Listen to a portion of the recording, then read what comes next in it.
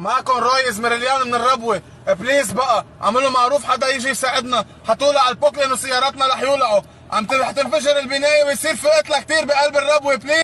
ولعت الدنيا. لا هونيك ولع الشجر. يا حي ولعت هون. ولعت هون. حاول.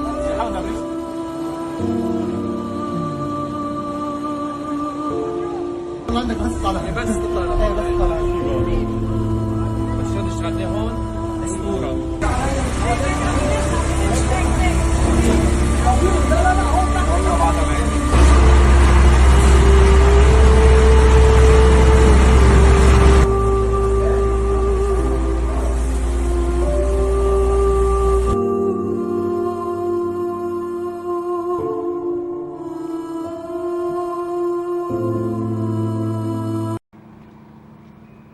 Bombs are forcing Lebanese civilians to flee their homes.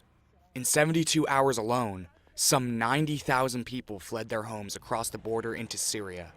Others have seen their homes reduced to ashes by the attacks. Displaced people now are a big number in Lebanon, so they are being welcomed mainly in parish halls, in churches, in schools. So the dioceses and the congregations are on alert. They are providing shelter, food, mattresses, sanitary products, and other basic necessities. They are afraid for their houses and properties, and they repeated that if they lose these properties this time, they cannot rebuild, as they lost their money in the bank crisis and are now both retired.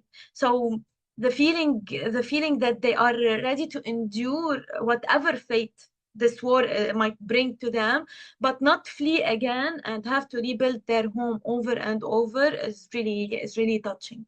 Where does this hatred to Christians and Christianity just come out of nowhere from?